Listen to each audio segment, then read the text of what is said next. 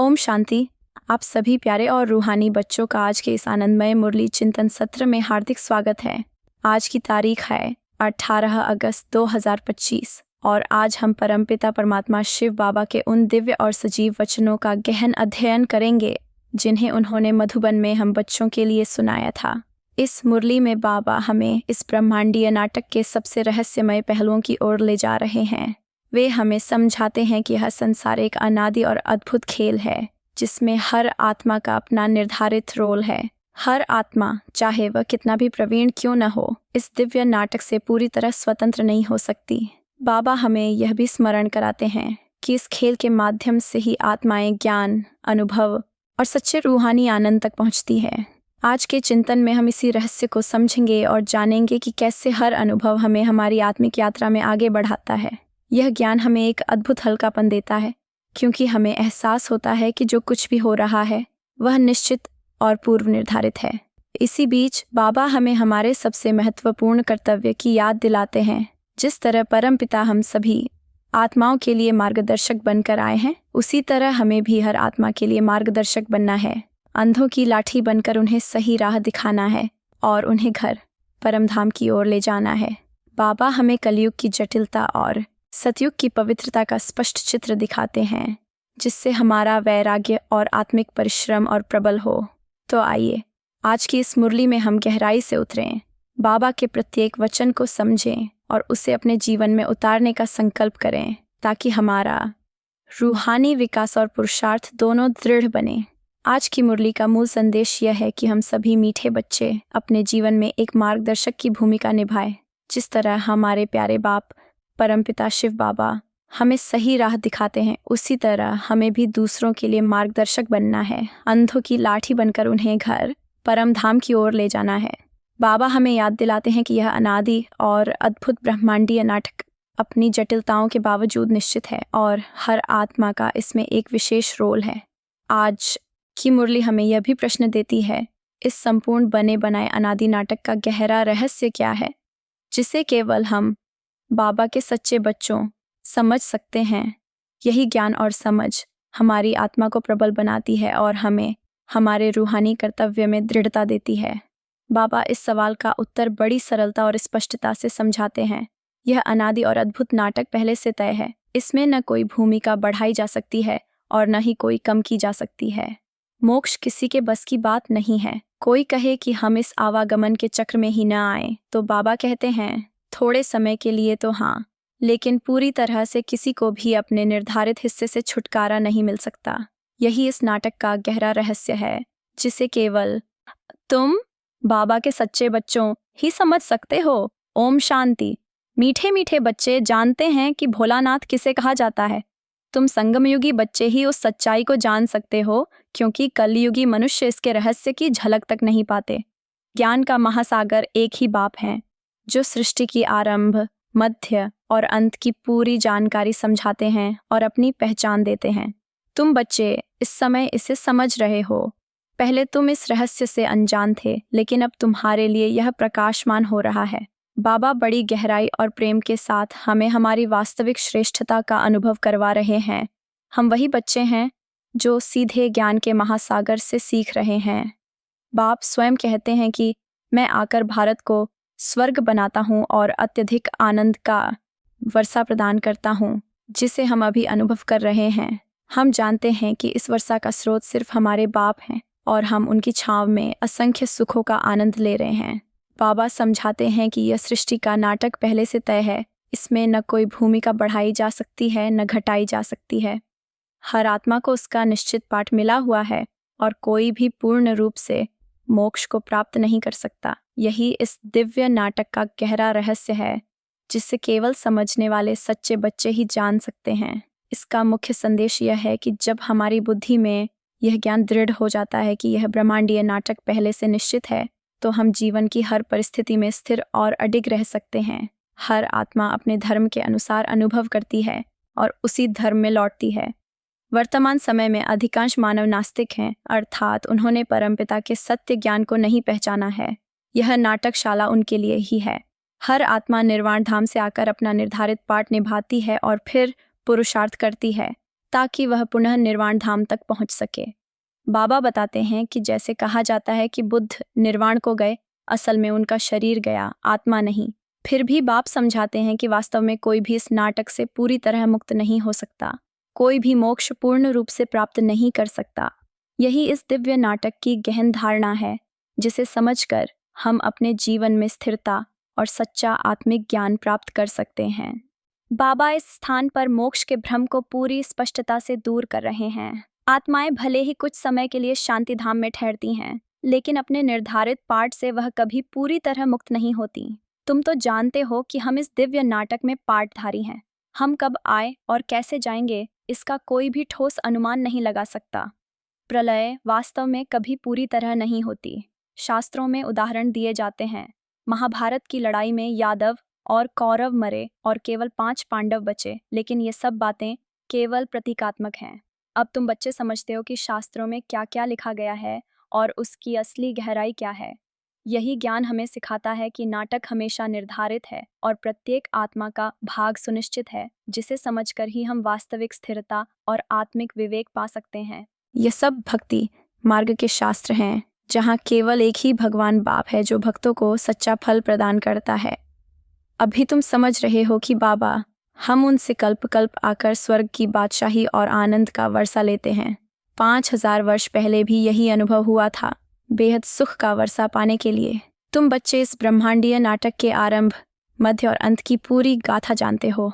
साधारण मनुष्य भक्ति मार्ग में जिसे पूजते हैं, उसकी भी सही जानकारी नहीं रखते, लेकिन तुम बच्चे बाबा के माध्यम से सभी आत्माओं और उनकी यात्राओं की बायोग्राफी जानते हो।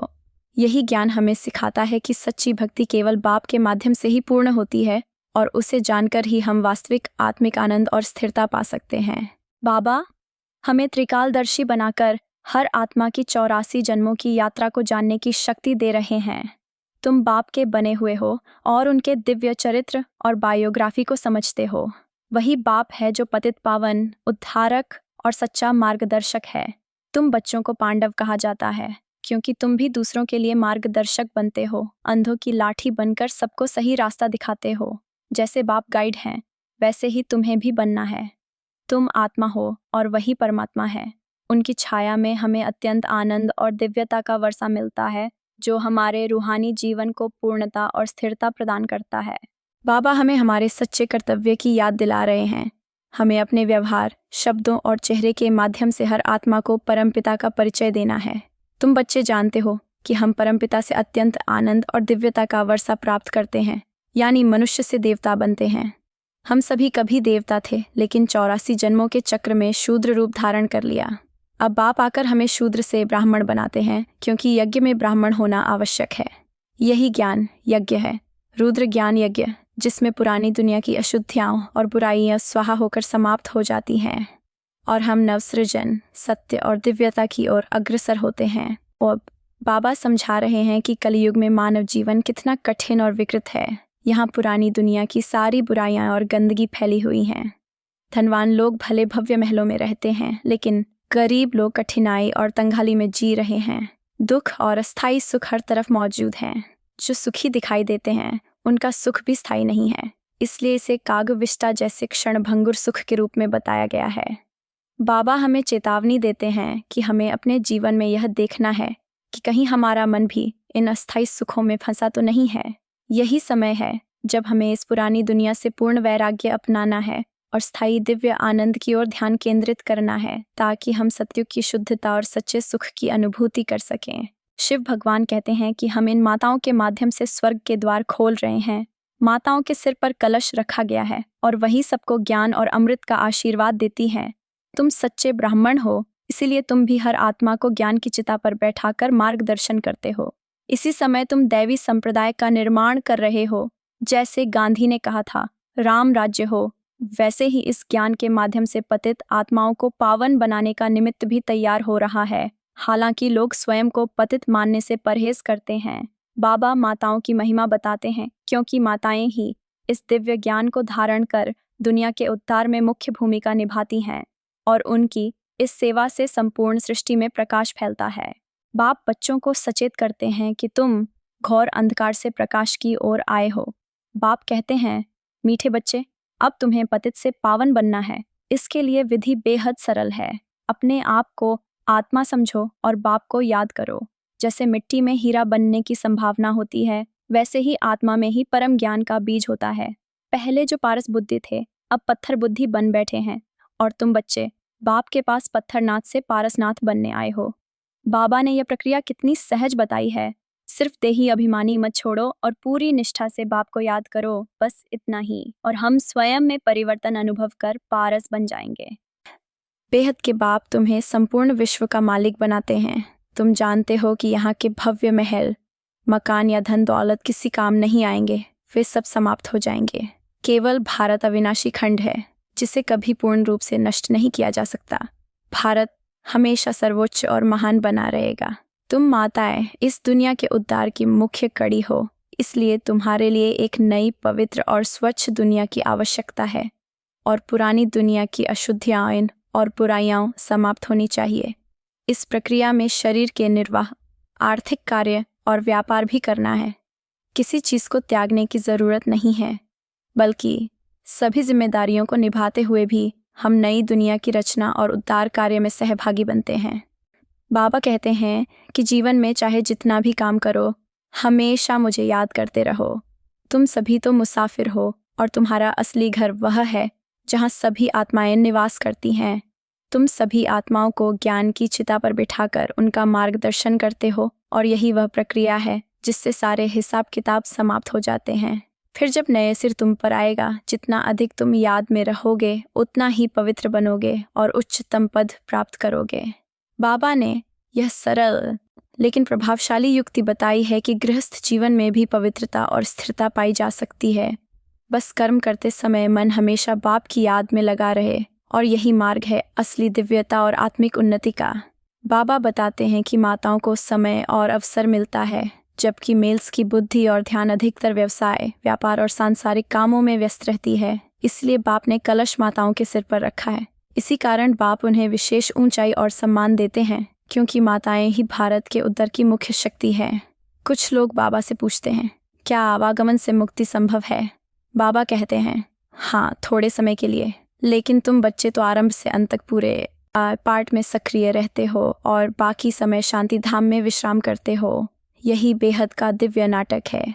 इस मुरली का मुख्य सार यही है कि पहली और सबसे महत्वपूर्ण बात, सच्चा ब्राह्मण बनकर हर आत्मा को ज्ञान का अमृत पिलाना है, उन्हें ज्ञान की चिता पर बैठाकर मार्गदर्शन देना है। इसका अर्थ यह है कि हमें अपने प्रत्येक कर्म में ब्राह्मणपन की दिव्यता और पवित्रता बनाए रखनी है, और इसी गुण से हम दूसरों की सेवा करें।